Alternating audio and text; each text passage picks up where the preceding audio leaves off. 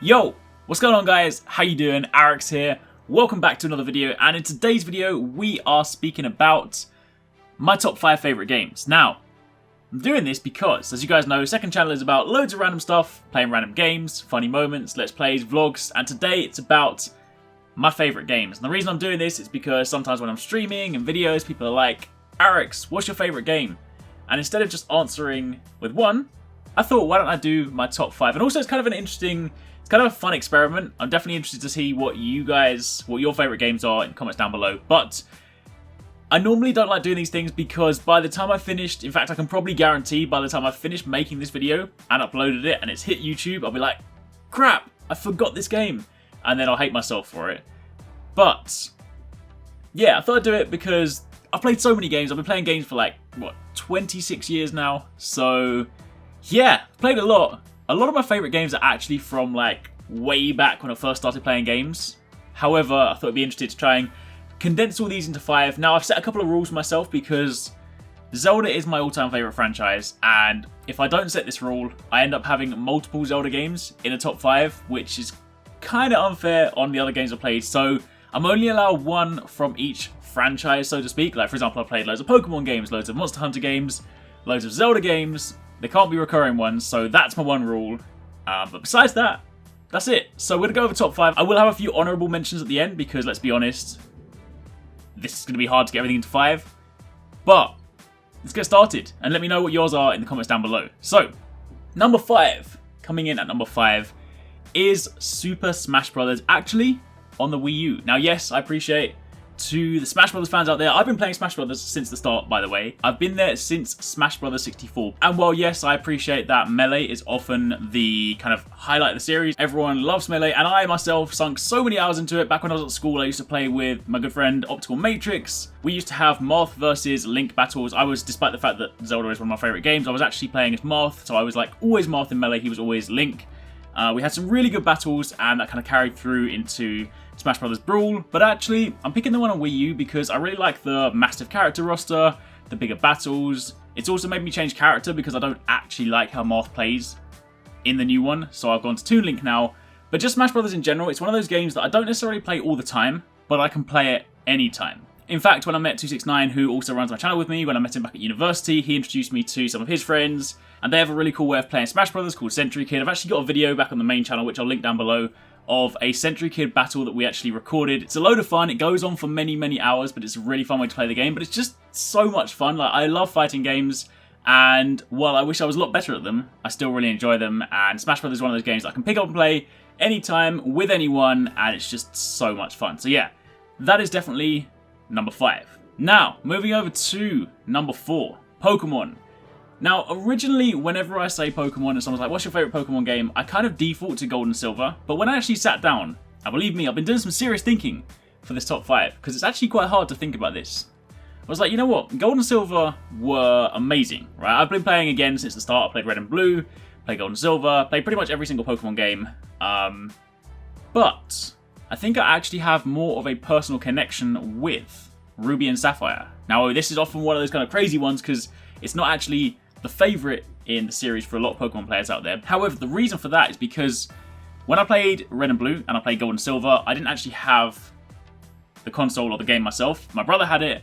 I used to have to play his version, so while I still played through from start to finish, I had to kind of do it after he played it, so it was never really my experience as such. Whereas Sapphire was, when I was younger, I went out and bought my own. I saved up, I went out and bought my own second-hand Game Boy Advance, and Sapphire was the first game that I bought. In fact, Sapphire was more expensive than the Game Boy Advance, but I bought it, played it through the whole time. It was mine to own. I had a really good connection with it. It had secret bases, which I love, absolutely love. It's also the first time that I put together a fighting team, because fighting type Pokemon are my favourite. And yeah, I just had a really good connection with it. I still really enjoyed Ruby and Sapphire. I know it's not in the grand scheme of things if you're like a massive diehard Pokemon fan. I know it's not necessarily, like Generation 3 isn't necessarily the high point of the series. But I think, in actual fact, even though Gold and Silver, I've got so many fond memories of it, and it's just like a really nice kind of jump up from Red and Blue, I think if I really had to pick one, it would probably be Sapphire. So yeah, number 4, Pokemon Sapphire. Moving on to number 3, Donkey Kong 64. Now this is another one. This is another really difficult one because I thought long and hard about this. It was either Donkey Kong 64 or Super Mario 64. Now, Super Mario 64 is an amazing game. It's definitely in my honorable mentions, but similar kind of setup to Pokemon. Mario 64 was my brother's. He owned the N64. However, for my birthday when I was younger, I was bought Donkey Kong 64. It belonged to me. Even though it wasn't my console, I was the only one that was allowed to play it. I was like, yeah, this is my game, and I will be the one. I had save file number 1. I wasn't like the second save file, so, you know, it's my game. And also as someone that, you know, my favourite animal is monkeys and apes, so there was already that kind of connection with Donkey Kong anyway. Plus, you go through and you unlock so many different characters. Lanky was my favourite character to play as, because he walks on his hands, has the cool, like, poison pea shooter, so to speak. And it was just like, it took everything that I loved, all the platforming stuff that I loved in Mario 64, and then just amplified it. Of course, you had Rare behind that one, plus you had, like, monkeys, apes, and yeah, it was just such an amazing experience. Played that one through. I think I played through that twice, actually. So yeah, really, really enjoyed that one. And while it's very, very, very close with Super Mario 64, I think Donkey Kong for me just has the edge. Plus at the time I was also at school and my friend had the game as well, and he kind of got stuck on it. Like my friend, I remember this story where his parents would only buy him a new game if he completed the old one, and he got stuck on Donkey Kong 64. So I had to go and play the game for him, help him complete it so he could get another game. It was kind of weird, but it was also fun because like, I loved it so much. But anyway, yeah, Donkey Kong 64, number 3. Number 2, Monster Hunter Generations. Now yes, Monster Hunter has to go in here because it's just a combination of so many things that I love about games. Like, I love customization. I love being able to customize the way my character looks, armor, weapons, all that stuff, which is also probably why I like RPGs, MMOs, whenever you can kind of get loads of crazy different armor sets and different weapons. I've always really enjoyed those. Now, Monster Hunter for me has been like a long journey because I first got into the series with Freedom 2nd on PSP. I went into a game store. It was buy one, get one free. So I bought it for myself and my friend, Optical Matrix, actually, the one that I play Smash Brothers with. And at first, I didn't like it. Well, I tried to. I tried to like it. I played it. I couldn't defeat a Yankaku. Yes, I know. I couldn't do it. And it frustrated me. So I put the game down. I was like, I'm not playing this. Then, of course, they released Monster Hunter Freedom Unite, which was like the expansion version of that had G rank. And I was like, let me give this game another go. So I went back in, changed my weapon, because I was using dual swords when I first started in Freedom 2nd. Switched to Greatsword.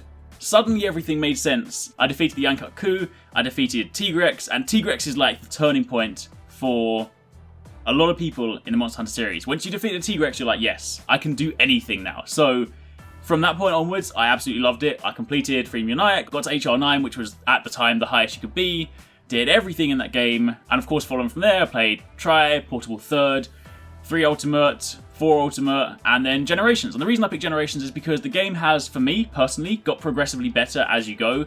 Some people say it got a little bit easier, and I don't know whether that's actually because it actually got easier, or just because I've got better at Monster Hunter. But Generations has everything that I love, plus loads of new stuff. You've, of course, got all the new hunting arts, you've got all the new hunting styles. Of course, it's also got all the new weapons, got loads of cool new armor sets as well. So basically, yeah, Generations is like an amalgamation of everything I love about Monster Hunter, and just about games in general. So loads of customization, loads of just like big ass monsters to fight, and badass combat. Plus, it's co-op, you can play with friends. So yeah, that is definitely, to this day, the high point of my Monster Hunter career. Then, number 1, probably saw this one coming, The Legend of Zelda Ocarina of Time. Now, this is, again, a very, very close one with, believe it or not, Skyward Sword. I know there's kind of a divide in the Zelda community. Some people don't like Skyward Sword, some people do. I personally love it, and it tends to switch on days. Some days I would actually probably go as far as to say that I like Skyward Sword more than Ocarina, because if you break it down for its components, I actually think it kind of has more to it, and in some ways it's actually better than Ocarina of Time, but I again have that slightly stronger connection with Ocarina of Time. I've always been a massive fan of like action-adventure games, plus like puzzle-solving elements, so when I first played Zelda, you know, there was like the big open world, or at the time it felt massive to me, you know, I'm gonna go around exploring loads of different places, earning loads of cool new items. Of course, when you get your different tunics, that tapped into the side of me that likes to customize the way I look. Then, of course, when you go into the dungeons, you have the puzzle-solving aspect, so it's not just about going in and, you know, hacking your way through and just being like, yeah, I can press buttons to win. You actually have to think, and I actually really enjoy that. Plus, of course, you do also have your combat stuff, your boss stuff, so it's like a really good blend. Like, Zelda is an amazing blend of so many different aspects of gaming. As I say, combat, puzzle-solving, adventure, customization, items, collecting. For those of you guys that like collecting and doing like side missions and stuff, there's of course loads of stuff to do in there. Playing through Ocarina of Time for the first time, going through to get the Goron sword, the big Goron sword, not the fake one, not the Goron knife. The big Goron sword, that quest was epic. And also, very first time I ever played Ocarina of Time, I was a kid and I was too scared to play through the Shadow Temple, so I had to get my brother to complete that temple for me. But I've then since completed the game. I've actually lost count of how many times I've completed Ocarina of Time. I've played through it so many times. For a while it used to be a tradition to play through it like once a year. I haven't done it in like more recent years, but I will definitely be returning to it at some point soon. But yeah, that is definitely my all-time favourite Zelda game. But to be honest, there are so many up there. Like, as I said, I had to kind of put this rule on this video where I wouldn't list multiple Zelda games, because otherwise I'd be like, well, Skyward Sword, Wind Waker, Majora's Mask, Minish Cap, Link's Awakening. I mean, to be honest, most of them. There isn't really a Zelda game that I don't like. Maybe Spirit Tracks. I'm not really a fan of that one just because of the stupid blowing into the microphone mechanic. And of course, having now played a bit of Breath of the Wild, I genuinely think, if I make another one of these videos next year, genuinely think Breath of the Wild may well be my #1 top favourite game of all time. That's a bit of a stretch to say now because of course I haven't played the whole game, but based on what I've played, it's got so much potential. But yeah, Zelda Ocarina of Time, #1. So, quick recap. Number 5, Super Smash Bros. Wii U. Number 4, Pokemon Sapphire. Number 3, Donkey Kong 64. Number 2, Monster Hunter Generations. And number 1, Ocarina of Time. However, before I finish, I do need to do some honorable mentions. I mean, some of you guys might be like, well, hold on a minute. You're sitting here in a Destiny t-shirt.